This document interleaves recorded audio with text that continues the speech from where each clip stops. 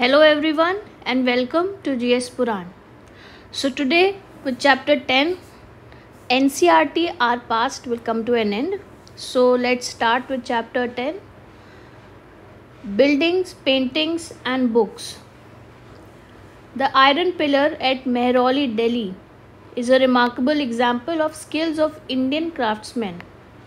ये आयरन से बना है, 7.2 मीटर हाई है और इसका वेट कितना है 3 टन्स। ये बना था 1500 साल पहले। नाउ मेटलर्जी, तो जो एशियन इंडिया के मेटलर्जिस्ट थे उनकी बहुत बड़ी कंट्रीब्यूशन है मेटलर्जिकल हिस्ट्री में। जो हड़प्पन्स थे वो मास्टर थे कॉपर मेटलर्जी में। वो ब्रॉन्ज मैन्युफैक्चर करते थे by mixing copper and tin. और जो हड़प्पन थे वो ब्रॉन्ज एज को बिलोंग करते थे और उनके जो सक्सेसर्स थे वो आयरन एज को बिलोंग करते थे। सो इससे हमें पता चलता है that we had a rich history of metallurgy. Now buildings in brick and stone, तो जो स्किल है हमारे क्राफ्ट्समैन की वो हमें पता चलता है किससे, जो बहुत सारे स्टूपाज हैं हमारे यहाँ। स्टूपा क्या होता है? Mound. while there are several kinds of stupas, तो जो स्टूपास जनरली होते हैं वो राउंड होते हैं और टॉल होते हैं। बिग भी हो सकते हैं, स्मॉल भी हो सकते हैं, लेकिन कुछ में कुछ कॉमन फीचर्स होते हैं। जैसे कि कॉमन फीचर्स क्या हैं कि एक स्मॉल बॉक्स होता है सेंटर में हार्ट ऑफ स्टूपा पे। इसमें क्या होता है? बॉडीली रिमेन्स होते हैं, जैसे कि teeth, bone, ashes of Buddha या फिर उनके फॉलोअर्स, या फिर वो जो चीज़ें यूज़ करते थे उन्हें उस बॉक्स में डाला जा सकता है। As well as stones, precious stones and coins. ये जो बॉक्स होता है इसको क्या नाम से बोलते हैं? Relic casket. और इसको अर्थ से कवर कर देते हैं, मिट्टी से इसको कवर कर देते हैं। लेटर इसके ऊपर एक मड ब्रिक की लेयर डालते हैं, या तो मड ब्रिक या तो बेक्ड ब्रिक। उसके बाद एक डोम लाइक स्ट्रक्चर होता है जिससे उसको कवर कर देता है कार्व्ड स्टोन स्लैब से, जैसे कि ये है। ये पूरा एक टॉप पे डोम लाइक स्ट्रक्चर है ना। ये किसकी एग्जाम्पल है? ये एक सांची स्तूपा है मध्य प्रदेश में। उसके बाद में हमें देखने को मिलता है कि एक पाथ होता है जिसको प्रदक्षिणा पथ कहते हैं, जो स्तूपा के अराउंड सर्कमएम्बुलेटरी पार्ट टाइप का होता है। और जो एंट्रेंस होता है ऑल्सो, जो प्रदक्षिणा पथ है उसको हम लोग सराउंड करते हैं रेलिंग से। जैसे ये माउंड है स्तूपा का, तो इसके अराउंड प्रदक्षिणा पथ होगा और इसमें रेलिंग्स होंगी। Entrance to the path was through gateways. Gateways भी होते थे चारों साइड से। Devotees walked around the stupa in clockwise direction as a mark of devotion. और जो रेलिंग्स और गेटवेज होते हैं उन्हें डेकोरेट किया जाता है स्कल्पचर से, एंड वेरी ऑफन उनके ऊपर जटाका स्टोरीज होती हैं। जैसे ये गेटवे है, इसमें ये स्कल्पचर से इसको कार्व किया गया है। नौ अमरावती, यहाँ पे जो स्तूपा था, many of the stone carvings used for the decoration of stupa they were made about 2000 years ago, मतलब ये 2000 साल पुराना है। Some of the earliest Hindu temples were also build during this time, जैसे कि Vishnu, Shiva, Durga were worshipped in these shrines.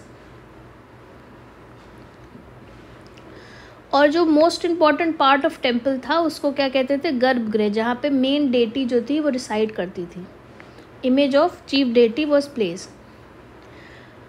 It was here that the priest perform religious rituals and devotees offered worship to the deity.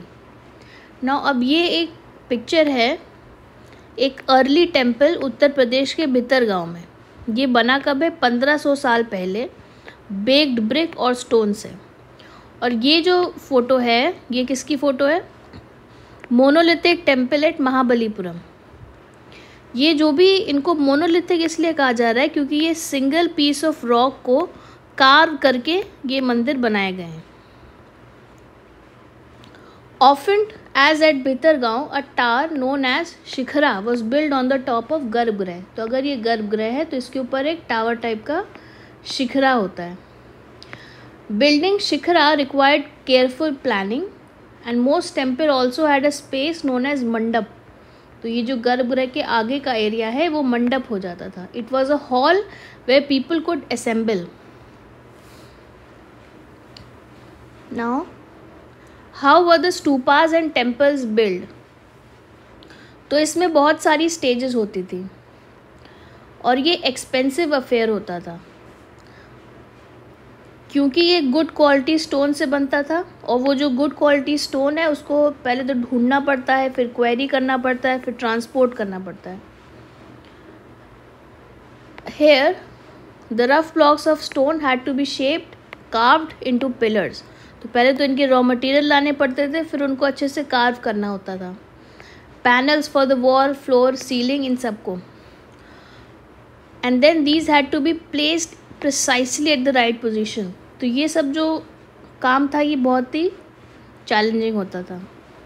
तो king और queen's जो थे वो पैसे इस पे खर्च करते थे ट्रेजरी से और क्राफ्ट्समैन को पे करते थे जो इनमें काम करते थे। Devotees came to visit the temple or stupa. They often brought in gifts that were used to decorate the building. तो पहले तो ट्रेजरी से पैसा आता था, फिर जो डिवोटीज़ आते थे वो जो गिफ्ट्स लाते थे उससे भी बिल्डिंग को डेकोरेट करते थे। For example, an association of ivory workers paid for one of the beautiful gateways at Sanchi. तो सांची स्तूपा का जो एक गेटवे है वो आइवरी वर्कर्स ने के एसोसिएशन ने उसके लिए पे किया था।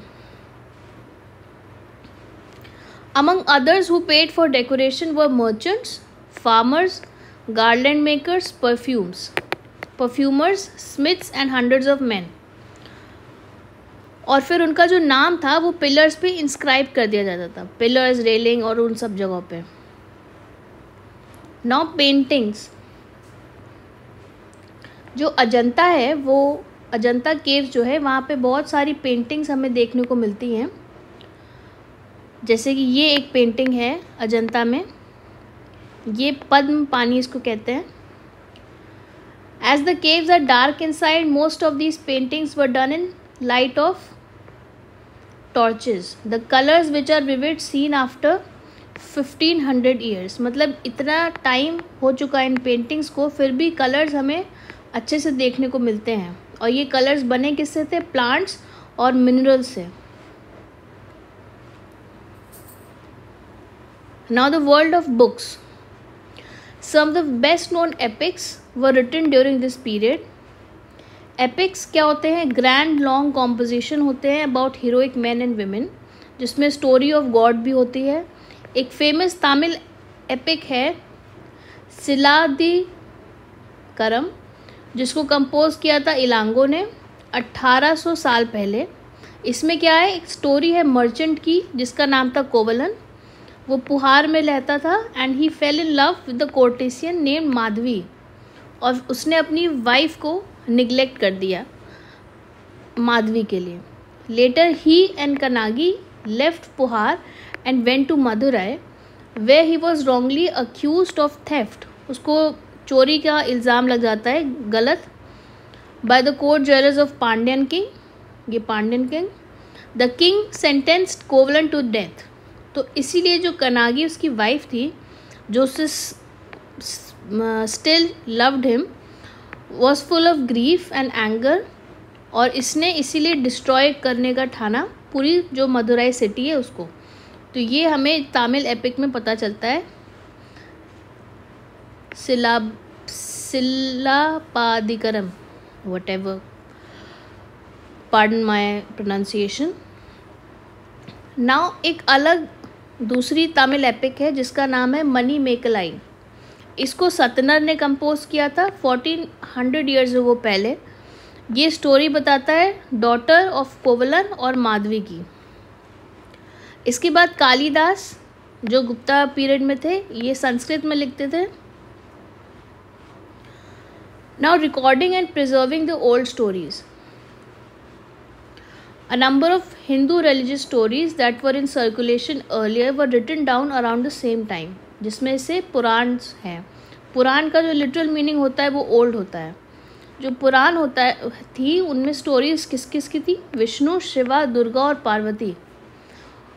दे also contain details on how they were to be worshipped, मतलब उनको वर्शिप करने का क्या प्रोसीजर होगा वो उसमें लिखा रहता था.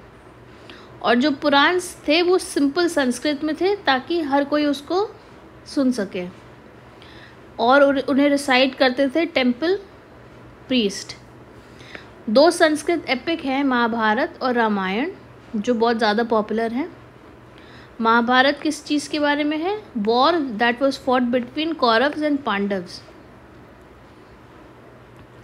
और किस लिए लड़ी गई थी? To gain control of the throne of पुरुष, the capital Hastinapur.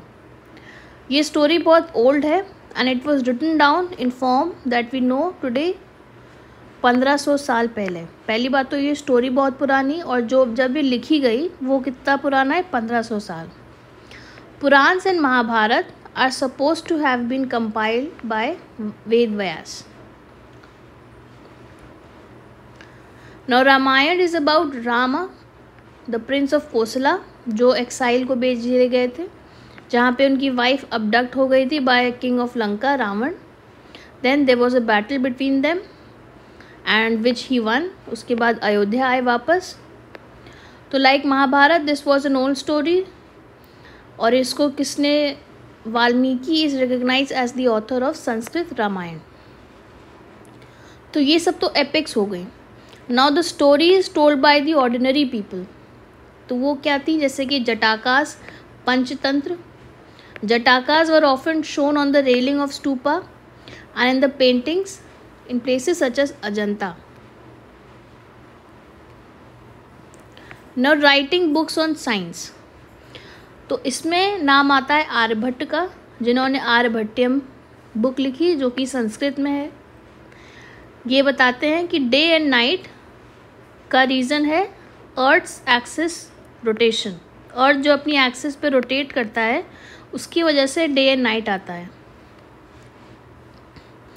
Also he developed a scientific explanation for eclipses, और सर्कमफरेंस ऑफ सर्कल को कैलकुलेट करने का फॉर्मूला भी इन्होंने बताया.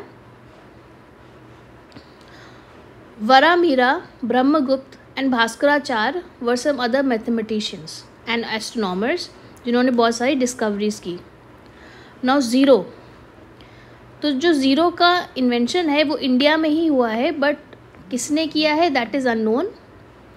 और ये जो सिस्टम था काउंटिंग का इंडिया का, इसको अरब्स ने अडेप्ट किया और फिर उसको यूरोप तक लेके गए. नाउ आयुर्वेद. आयुर्वेद एक वेल नोन सिस्टम है हेल्थ साइंस का. इसमें 2 लोग बहुत फेमस हैं आयुर्वेदा में, चरक और सुश्रुत. चरक की टाइमलाइन है 1st to 2nd century CE और सुश्रुत की 4th सेंचुरी CE. चरक संहिता किसने लिखी है? चरक ने, जो कि एक रिमार्केबल बुक है मेडिसिन में. Sushruta Samhita speaks about surgical procedures. So with this we come to end of this chapter. So keep revising and do subscribe the channel. Thank you.